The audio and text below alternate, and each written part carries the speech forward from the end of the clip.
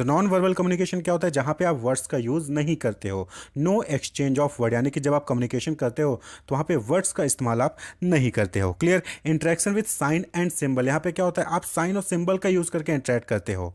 यहाँ पे वर्ड्स का यूज़ नहीं, साइन और सिंबल। आप सपोज करके आपसे पूछा कि भाई मूवी देखने चलेंगे शाम को, तो आप क्या करते हो? नो नहीं बोलते हो, आप क्या करते हो? सर को ऊपर नीचे हिला देते हो, यानी कि हाँ चलोगे। या फिर आप क्या करोगे? दाएं बाएं हिला दोगे, दाएं बाएं हिला दोगे मतलब कि नहीं चलोगे। तो यहाँ पे आप वर्ड्स का इस्तेमाल नहीं करते हो, बल्कि साइन या सिंबल का यूज़ करते हो कम्युनिकेशन करने के लिए।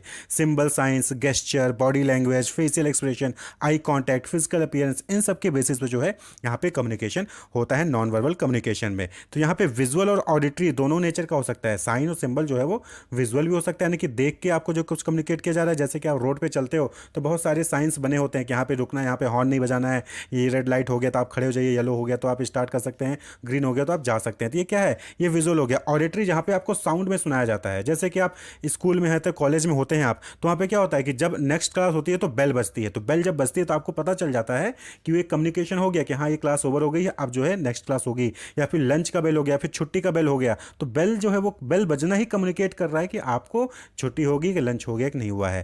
तो ये चीज़ क्या है? ये ऑडिटरी कम्युनिकेशन हो गया, ऑडिटरी नेचर का हो गया। तो ये नॉन वर्बल कम्युनिकेशन, किसी ने आके बोला नहीं कि लंच हो गया, छुट्टी हो गया, आप समझ गए बेल बजने पे कि हाँ अगली क्लास आ गई, लंच हो गया, फिर छुट्टी हो गई है। क्लियर? तो that is non verbal communication. तो आप जैसे कि रोड पे देखते होंगे, घूमते होंगे, no parking, no stopping, compulsory ahead only, या फिर कंपलसरी टर्न राइट। तो ये क्या है? ये नॉन वर्बल कम्युनिकेशन है। तो साइन सिंबल्स का यूज़ करके जब आप कम्युनिकेट करते हैं तो वो चीज़ नॉन वर्बल कम्युनिकेशन कहलाती है। अब जो है non verbal communication different different type के होते हैं। तो सबसे पहले उसमें आता है काइनेसिक्स। काइनेसिस का मतलब क्या होता है? देखिए, काइनेसिस का मतलब कि फिजिकल मूवमेंट, आपकी बॉडी का जो फिजिकल मूवमेंट होता है उसकी स्टडी को हम क्या कहते हैं? काइनेसिस कहते हैं। आप किस तरीके से चल रहे हैं, आपका हैंड कहाँ मूव कर रहा है, आपका फेशियल एक्सप्रेशन कैसा है, आपकी आई कांटेक्ट कैसे हैं, इसके बेसिस पे जो है आप समझ सकते हो कि आपके सामने वाला आपसे क्या कम्युनिकेट करता है। ठीक है?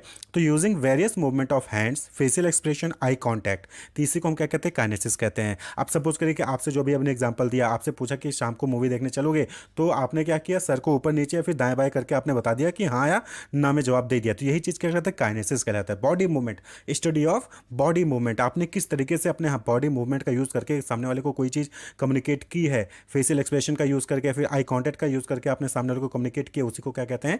काइनेसिस कहते हैं। वर्ड्स का इस्तेमाल नहीं किया है, बॉडी लैंग्वेज का इस्तेमाल किया है। ठीक है? तो वही चीज़ क्या कहलाएगा? Kinesics. For example, nodding of head communicates and acceptance और denial by the receiver. Nodding of head मतलब कि आपने जो हेड मूवमेंट किया उसके हिसाब से, कि आपने हाँ किया तो ऊपर नीचे, ना किया तो दाएं बाएं करके आपने बता दिया, कम्युनिकेट किया, आपने बोला नहीं। तो दैट इज काइनेसिक्स। तो काइनेसिक्स में चार पांच चीज़ें जो है इन्वॉल्व होती हैं। जैसे काइनेसिक्स में होता है फिजिकल अपीयरेंस, यानी कि आपके फिजिकल अपीयरेंस, आप कैसा दिख रहे हो, आपका कपड़ा, आपने कपड़ा कैसा पहना, आपका हेयर स्टाइल कैसा है, आपने घड़ी क्या लगा रखी है, वॉच और पेन लगाया कि नहीं लगाया है, तो ये परफ्यूम किस टाइप का आपने छिड़का हुआ है अपने ऊपर, तो ये फिजिकल अपीयरेंस। इससे भी क्या होता है? सामने को कम्युनिकेट होता है। आप सपोज करिए कि एक वेल एजुकेटेड पर्सन है, तो आप उसके ड्रेस से पहचान सकते हो हाँ ये वेल एजुकेटेड है या नहीं है। अगर ड्रेस सही नहीं पहने तो आप समझोगे कि ये वेल एजुकेटेड नहीं है। तो फिजिकल अपीयरेंस भी क्या है? कम्युनिकेशन करता है। डॉक्टर है तो आप डॉक्टर ने स्टेथोस्कोप लगा रखा है, तो आप समझ जाओगे उसको देखते हाँ ये डॉक्टर है। यहाँ पे किसी ने बताया नहीं आपको कि वो डॉक्टर है, लेकिन उसकी ड्रेसिंग से आप समझ गए कि वो डॉक्टर है। तो ये क्या है? That is kinesics, non verbal communication. Posture, posture यानी कि आपके उठने बैठने बोलने का तरीका कैसा है, वो भी जो है आपका बता देता है कि आप किस टाइप का बिहेवियर के आप पर्सन हैं, आप किस टाइप के, किस नेचर के जो है पर्सन है। तो किस तरीके से आप खड़े हैं, किस तरीके से आप बात कर रहे हैं, किस तरीके से बोल रहे हैं, किस तरीके से बैठते हैं। ठीक है? तो ये चीज़ क्या है? ये चीज़ कम्युनिकेट करती है कि आपका बिहेवियर, आपका नेचर, आपका कैरेक्टर कैसा है। क्लियर? वहीं पे काइनेसिक्स में नेक्स्ट आता है दैट इज गेस्चर। गेस्चर यानी कि आपका हैंड्स का मूवमेंट, हेड या फेस का मूवमेंट, उसको हम कहते हैं गेस्चर। तो फिजिकल अपीयरेंस, आपका ड्रेसिंग सेंस। पोस्चर यानी कि किस तरीके से आप खड़े हैं, बैठे हैं, बोल रहे हैं। गेस्चर, आपके हैंड्स का मूवमेंट, आपके हेड और फेस का मूवमेंट।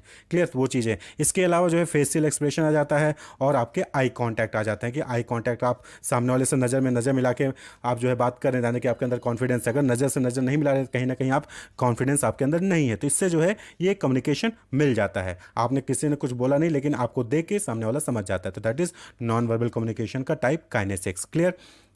अब तो दूसरा type of non verbal communication है that is sign language. Sign language क्या है, यहाँ पे भी वर्ड्स का इस्तेमाल नहीं करते हैं, आप क्या कहते हैं, डिफरेंट डिफरेंट साइन का यूज़ करके जो है आप कम्युनिकेशन करते हैं। साइन लैंग्वेज जैसे कि uses audio visual and audio visual signs and symbols to communicate. यहाँ पे हम क्या कहते हैं, ऑडियो का यूज़ करते हैं, या फिर ऑडियो का जैसे भी आपको एग्जाम्पल दिया कि बेल बजने पर आपको कम्युनिकेशन हो जाता है कि हाँ लंच हो गया, कि छुट्टी हो गई है। विजुअल यानी कि आपको कोई चित्र दिखा के जो है आपको कम्युनिकेट किया जाता है, जैसे कि रोड पे चलते हैं तो डिफरेंट डिफरेंट साइन बोर्ड्स बने होते हैं कि आपको दाएं मुड़ना है, स्टॉप होना है, चलना है कि नहीं चलना है, हॉर्न बजाना है कि नहीं बजाना है। वहीं पे ऑडियो विजुअल यानी कि आपको इमेज के साथ साथ जो है विजुअल भी दिखा, साउंड्स भी इन्वॉल्व होंगे, तो वो चीज़ ऑडियो विजुअल हो गया। तो that is non verbal communication, that is sign language. Clear.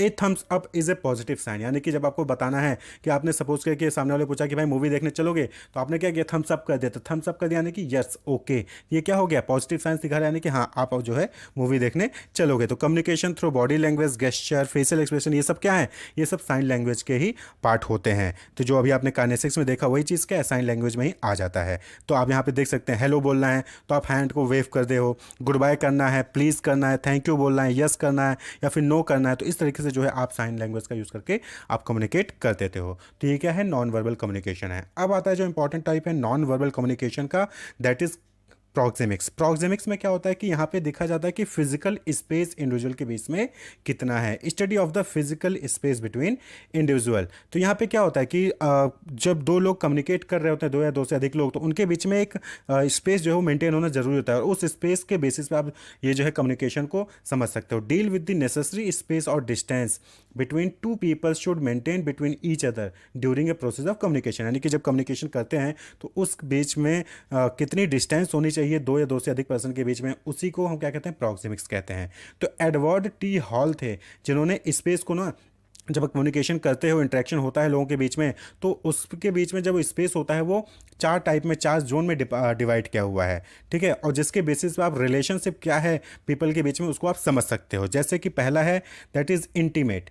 Intimate क्या है, ये shortest distance between the people होता है, और इसमें जो है नॉर्मली 45 सेंटीमीटर का गैप होता है, फिर 1.5 फीट का गैप होता है सेंडर और रिसीवर में। क्लियर। तो ये शॉर्टेस्ट डिस्टेंस होता है। तो जैसे कि क्या होता है कि जैसे कोई क्लोज फैमिली मेंबर है, जैसे पेरेंट है, स्पाउस है, रिलेटिव्स हैं, तो ये क्या है, ये आपके नज़दीक, काफ़ी नज़दीक आके आपसे बातचीत करते हैं। तो आप इसके बेसिस पे समझ सकते हो कि रिलेशनशिप क्या हो सकता है। तो also shared with very close friend and lovers, जो आपके लवर्स हैं या फिर आपके जो क्लोज फ्रेंड होते हैं उनसे भी ये जो है स्पेस शेयर होता है। तो ये क्या कहता है, इंटीमेट। ये आप समझ जाओगे कि हाँ इन दोनों के बीच में रिलेशनशिप इंटीमेट है, या तो भाई बहन होंगे, या तो मम्मी पापा होंगे, या फिर लवर्स हो सकते हैं, फिर क्लोज फ्रेंड होगा। तो आप इस चीज़ को समझ सकते हो, किसी ने बताया नहीं लेकिन आप समझ सकते हो, गेस कर सकते हो, ठीक है। अब इंटीमेट में क्या हो जाता है कि जैसे किसी ने आपको हक कर दिया, पैट ऑन द बैक, आप पे पीठ पे शाबाशी देती, होल्डिंग हैंड, हाथ पकड़ के चल रहे हो, सिटिंग इन क्लोज प्रॉक्सिमिटी, नज़दीक बैठे हुए हो, तो वो चीज़ क्या कहलाता है, वो चीज़ इंटीमेट में आ जाता है। क्लियर। तो यहाँ पे क्या होता है, डिस्टेंस कम होता है। तो आप समझ सकते हो कि रिलेशनशिप कैसा है। वहीं प्रॉक्सिमिक्स का जो नेक्स्ट जोन है that is personal zone. Personal zone में क्या होता है कि जो डिस्टेंस होता है सेंडर और रिसीवर के बीच में that is 46 centimetre to 120 centimetre के बीच में होता है, नियरली 4 फीट। तो 46 सेंटीमीटर से 120 सेंटीमीटर के बीच का स्पेस इनके बीच में शेयर किया जा सकता है। नॉर्मली ये गुड फ्रेंड होते हैं, कलीग्स होते हैं, क्लासमेट होते हैं, तो इनके बीच में आप देखेंगे कि ये स्पेस मेंटेन की जाती है। तो this space indicates that a certain level of familiarity between people. तो यहाँ पे क्या होता है कि अगर इतना स्पेस है तो आप समझ जाइए कि ये जो है दोनों आपस में फैमिलियर हैं, एक दूसरे को जानते हैं। वहीं जो तीसरा जोन है प्रॉक्सिमिक्स का दैट इज सोशल। सोशल में क्या होता है, ये मोस्टली फॉर्मल होता है या फिर ऑफिशियल होता है, यानी कि फॉर्मल जैसे कि आपसे रास्ते में कोई जा रहा है, आपसे डायरेक्शन पूछ लिया, तो ये गैप उन दोनों के बीच में मेंटेन होगी। फॉर्मल आप अपने डायरेक्टर से मिलने जाते हैं, प्रिंसिपल से मिलने जाते हैं, तो उनके बीच में, आपके बीच में ये स्पेस मेंटेन होती है, तो उसको हम कहते हैं सोशल जोन, ठीक है। तो ये क्या होता है, 1.21 मीटर से 3.6 मीटर के बीच का जो है यहाँ पे गैप आपके बीच में, दोनों के बीच में रहेगा, 4 फीट से 12 फीट के बीच में, ठीक है। Interaction with people in official capacity, जैसे ऑफिस में बात कर रहे हो, या फिर कोई नया स्कूल बना है, या फिर ऑफिस ग्रुप बना है, स्ट्रेंजर हो गया, तो इन सबसे जब आप बात करते हो ना, तो ये स्पेस जो है वो मेंटेन होता है, that is called social.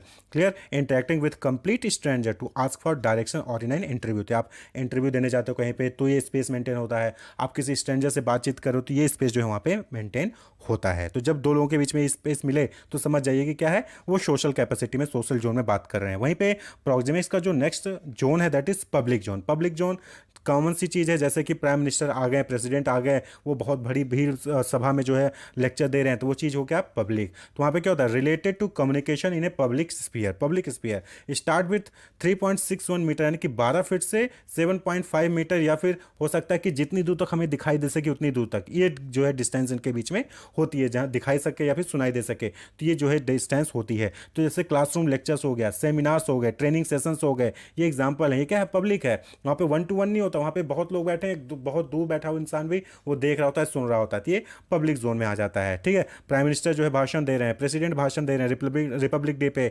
Independence day पे, तो ये क्या है, ये पब्लिक जोन में आ जाता है। तो प्रॉक्सिमिक्स में क्या हो गया, इंटीमेट जोन होता है, जो कि 45 सेंटीमीटर तक जो है स्पेस जो है उनके बीच में होता है। पर्सनल में 46 सेंटीमीटर से 120 सेंटीमीटर का स्पेस होता है, और ये लोग गुड फ्रेंड होते हैं, कलीग होते हैं, क्लासमेट होते हैं। सोशल में जो है फैमिलियरिटी होती है, नॉर्मली ऑफिशियल लेवल पे स्ट्रेंजर होते हैं। 1.21 मीटर से 3.6 मीटर तक का स्पेस होता है। वहीं पे पब्लिक में 3.61 मीटर से जहां तक आपको दिखाई दे सके, जहां तक आपको सुनाई दे सके, वो स्पेस जो है इनके बीच में शेयर किया जाता है। क्लियर।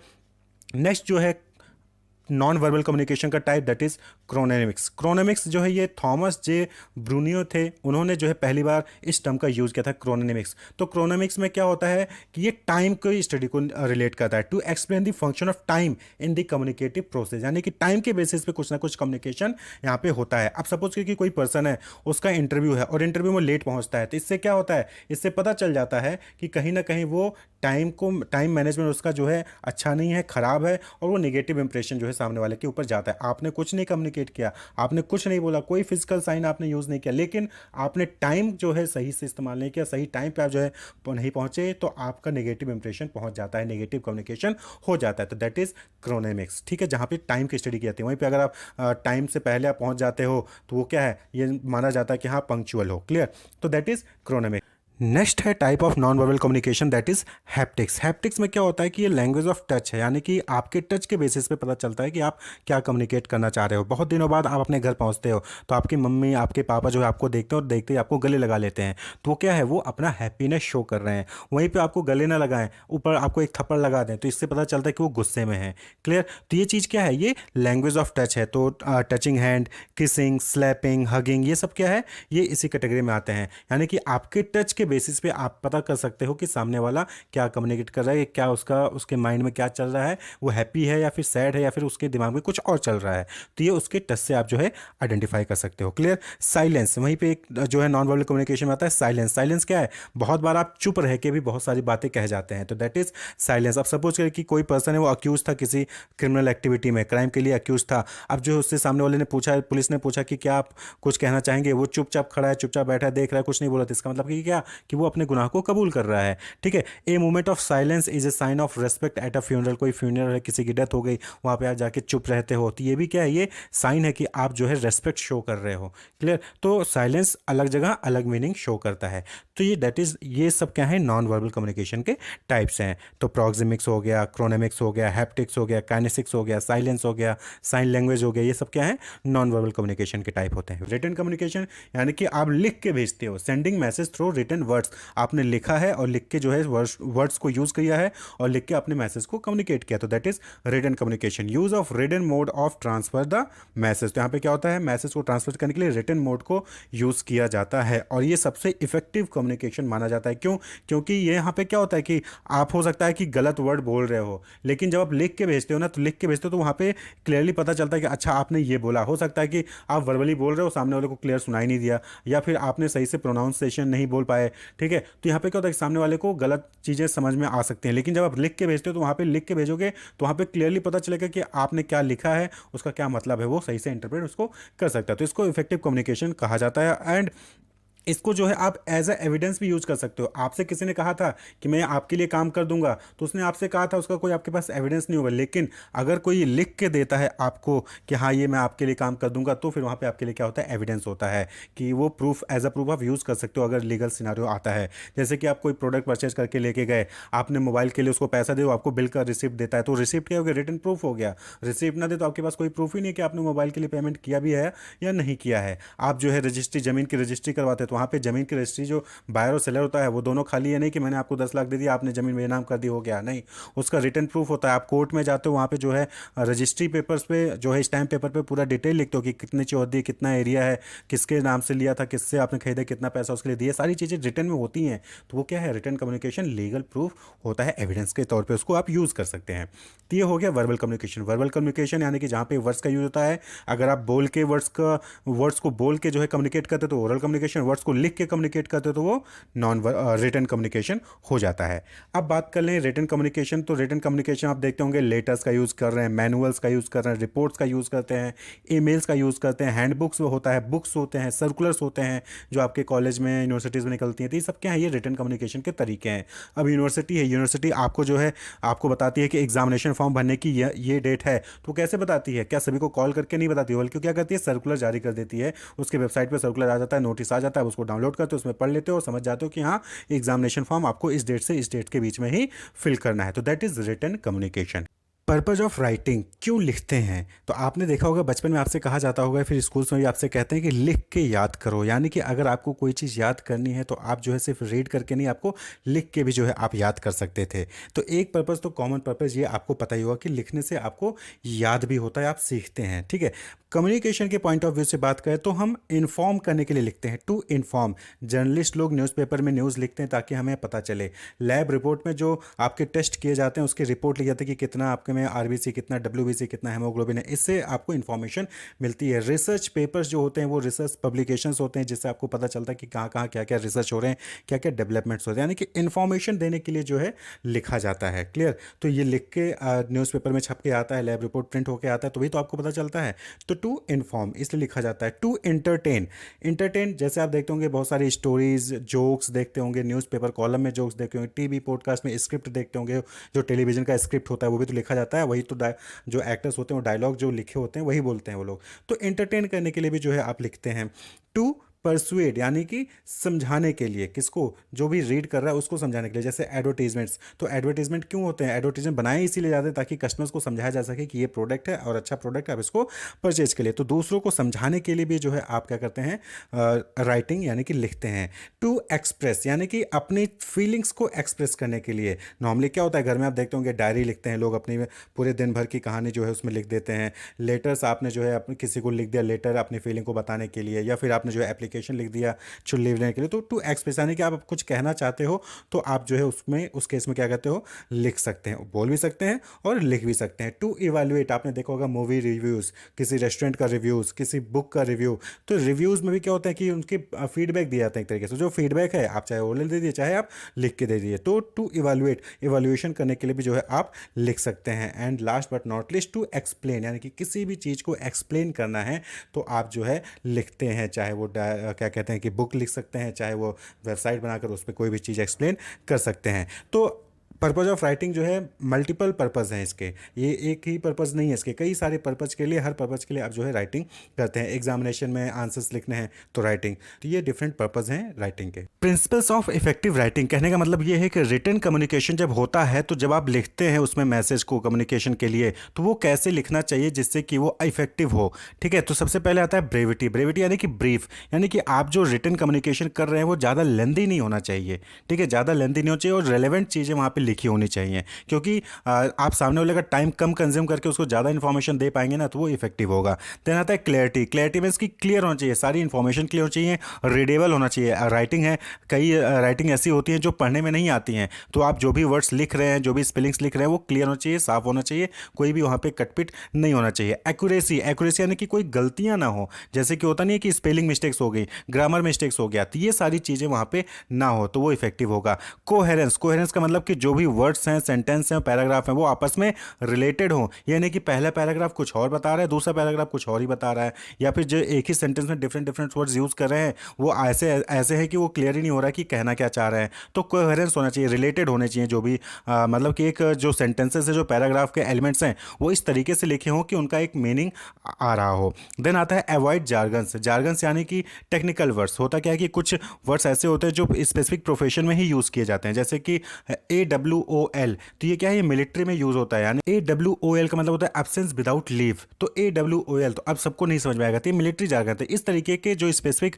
प्रोफेशन से रिलेटेड जार्गन्स होते हैं उसको नहीं यूज करना चाहिए। तो ये कुछ प्रिंसिपल्स हैं इफेक्टिव राइटिंग के। The 3x3 writing process for business communication, तो मैरी एलन गफी ने जो है 3x3 राइटिंग प्रोसेस दिया था, जिसमें उन्होंने बताया था कि 3 मेन स्टेप होते हैं और हर स्टेप के अंदर 3 सब स्टेप्स होते हैं राइटिंग के, तो इसीलिए इसको क्या कहा गया 3x3। तो सबसे पहला स्टेप था प्री राइटिंग, यानी लिखने से पहले का काम। तो प्री राइटिंग में एनालाइज, एंटिसिपेट और एडाप्ट, ये 3 सब स्टेप हो गए। इसी तरीके से दूसरा स्टेप है राइटिंग, यहाँ पे 3 सब स्टेप कौन से हैं, रिसर्च, ऑर्गेनाइज, कंपोज, और तीसरा है रिवाइजिंग, यहाँ पे 3 स्टेप कौन से, एडिट यानी कि revise, proof read and evaluate. तो 3 स्टेप मेन हो गए, प्री राइटिंग, राइटिंग, रिवाइजिंग, और हर स्टेप के अंदर 3 सब स्टेप हो गए, analyse, anticipate, adapt pre writing में, राइटिंग में रिसर्च, ऑर्गेनाइज, कंपोज, और रिवाइजिंग में edit, proof read and evaluate. तो इसलिए इसको कहा गया है 3x3 राइटिंग प्रोसेस। तो किसने दिया था, मैरी एलन गफे ने। तो एक एक करके डिस्कस करते हैं। सबसे पहले है प्री राइटिंग। देखिए pre writing, pre and post आप और जानते होंगे। प्री राइटिंग यानी लिखने से पहले, पोस्ट राइटिंग लिखने के बाद। तो यहाँ पे बात हो रही है प्री राइटिंग, यानी कि लिखने से पहले आप कुछ काम करें।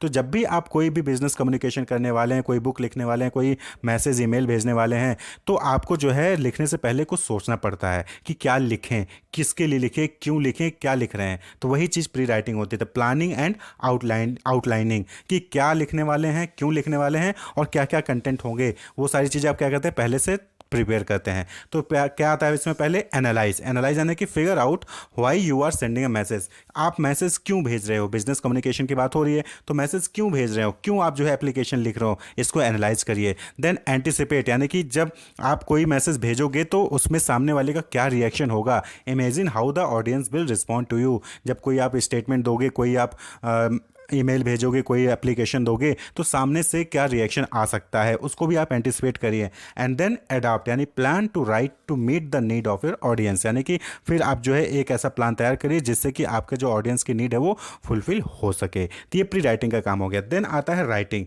यानी कि अब आपने पूरी तैयारी कर ली कि किसके लिए लिखना है, क्या लिखना है, कैसे लिखना है। अब बात आती है लिखने की, यानी अब लिखना शुरू करेंगे।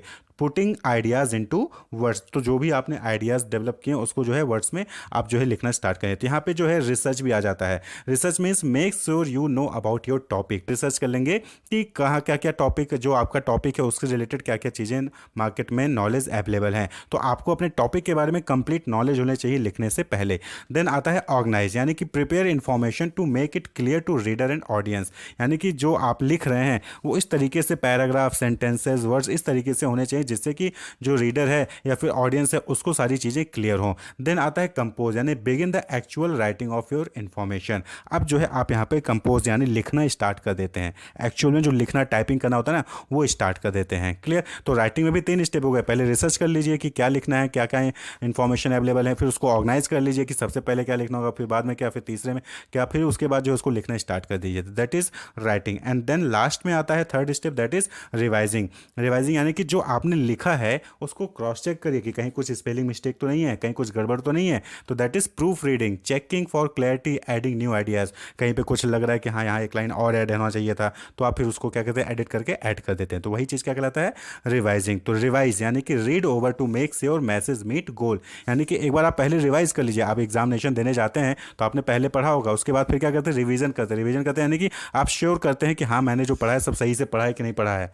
Proof read, proof read means edit work for spelling and grammar errors, यानी कि प्रूफ रीडिंग में क्या होता है कि आप चेक करते हो कि कहीं कोई स्पेलिंग या फिर ग्रामर मिस्टेक तो नहीं है, अगर है तो उसको आप करेक्ट करोगे। एंड देन इवैल्यूएट, यानी कि is your writing as effective and clear as possible, यानी कि जो भी आपने लिखा है इफेक्टिव है कि नहीं है, क्या वो एक्चुअली में वो मैसेज कम्युनिकेट कर रहा है कि नहीं कर रहा जो कम्युनिकेट करना चाहिए ऑडियंस को। That is evaluate. तो यही 3x3 राइटिंग प्रोसेस होता है, pre writing, then writing and then revising. यानी कि प्री राइटिंग में पहले तैयारी कर लीजिए किसके लिए क्या लिखना है, कब लिखना है, क्या क्यों लिखना है, क्या आउटलाइनिंग होगी। देन राइटिंग यानी कि आप रिसर्च करके उसको ऑर्गेनाइज करके फिर लिखना शुरू कर देंगे। एंड देन रिवाइजिंग यानी जो भी गलतियां हैं, जो भी मिस्टेक है, कुछ नया ऐड करना है या फिर स्पेलिंग या ग्रामर एरर है उसको हटा के फिर आप चेक कर लोगे कि हाँ इफेक्टिव है कि नहीं है, उसके बाद फिर उसको पब्लिश कर देते हो यानी कि भेज देते हो। तो that is 3x3 writing process. Coherence, आप एक ये पैराग्राफ पढ़िए पहले। Richly fertilised plains and rivers valleys are places where plants grow as well as at the edge of perpetual snow in high mountains. There is plant growth not only in and around lakes and swamps but under the ocean next to it. तो क्या आप इसको कुछ समझ में आ रहा है? लेकिन अगर आप इसी को दूसरे तरीके से लिखें तो आप यहाँ पे देखिए, plant grow not only in richly fertilised plains and river valleys but at the edge of perpetual snow in high mountain. यानी कि यहाँ पे ये कह रहा है कि प्लांट जो है वो ग्रो करते हैं कहाँ पे, सिर्फ रिचली फर्टिलाइज्ड प्लेन या रिवर के पास ही नहीं बल्कि जो हाई माउंटेन्स के एज हैं वहाँ पे भी होते हैं। Not only in and around lakes and swamps, यानी कि लेक के आसपास के एरिया में ही नहीं, but under the ocean and next to it, यानी कि ओशियन के नीचे और उसके आगे भी जो है प्लांट्स उगते हैं। तो देखिए दोनों ही पैराग्राफ एक ही चीज़ कहना चाह रहा है, लेकिन वहाँ पे क्या है कि वहाँ पे वर्ड्स जो है आपस में जुड़े नहीं है, सेंटेंस आपस में सही से जुड़े नहीं, यूनिटी नहीं है। लेकिन नीचे जो पैराग्राफ लिखा है उसमें जो है यूनिटी है, यानी कि चीज़ें आपस में एक साथ जुड़ी हुई है, अनुकूलता है, जुटा हुआ है। तो इसी को कहते हैं कोहेरेंस। कोहेरेंस मतलब क्या होता है? सिस्टेमैटिक और लॉजिकल कनेक्शन और कंसिस्टेंसी, यानी कि कुछ ना कुछ लॉजिकल कनेक्शंस होने चाहिए वर्ड्स में, सेंटेंस में या फिर पैराग्राफ्स में, तो राइटिंग क्या होती है वो इफेक्टिव होती है। तो कोहेरेंस जो है वो राइटिंग में जरूरी होती है। तो कोहेरेंस क्या हो गया? The way that the element in our sentences and paragraphs hang together to produce meaning, यानी कि किस तरीके से हमारे सेंटेंसेस में जो हम लिखते हैं, राइटिंग करते हैं या पैराग्राफ है उसमें किस तरीके से अलग अलग वर्ड्स सेंटेंसेस आपस में जुड़े हुए हैं, हैंग करते हैं, जिससे कि एक यूजफुल मीनिंग जो है वो प्रोड्यूस होता है। तो कोहेरेंस जो है सिर्फ सेंटेंस या पैराग्राफ में नहीं, कोहेरेंस वर्ड्स में भी होता है, कोहेरेंस सेंटेंसेस के बीच में होता है, कोहेरेंस जो है वो पैराग्राफ में होता है। जब भी आप देखते होंगे कि जो अगर पैराग्राफ चेंज करते हैं तो कहीं ना कहीं आप क्या शुरू करते हैं? देयरफॉर, हाउएवर, लेटर, देन, इन सब वर्ड्स का यूज़ करते हैं, जिससे कि एक कनेक्टिविटी जो है पहले ग्राफ और दूसरे पहले पैराग्राफ में और दूसरे पैराग्राफ में एक कनेक्टिविटी जनरेट हो। अब देखिए वर्ड्स के बीच में कैसे कोहेरेंस होता है। सपोज करिए कि Dishan likes to jump, running and skate, तो आप इसको दूसरे तरीके से लिख सकते हैं, Dishan likes jumping, running and skating. तो ये वर्ड्स के बीच में कोहेरेंस हो गया। इसी तरीके से सेंटेंस देखिए, तो दिशान लाइक्स टू जंप एक सेंटेंस हो गया, दिशान वॉच मूवीज दूसरा सेंटेंस हो गया, दिशान इज अ गुड बॉय तीसरा सेंटेंस हो गया। तो अब हर जगह दिशान दिशान दिशान आ रहा है, तो आप इसको क्या कर सकते हैं? कोहेरेंस लगा सकते हैं। Dishan is a good boy, he likes jumping and watching movies. तो इस तरीके से क्या होता है कि आप जो है कोहेरेंस, यूनिटी या फिर एकजुटता लेके आ सकते हैं सेंटेंसेस में, राइटिंग में। तो कोहेरेंस इसी को कहते हैं। Wish you all the best, keep watching.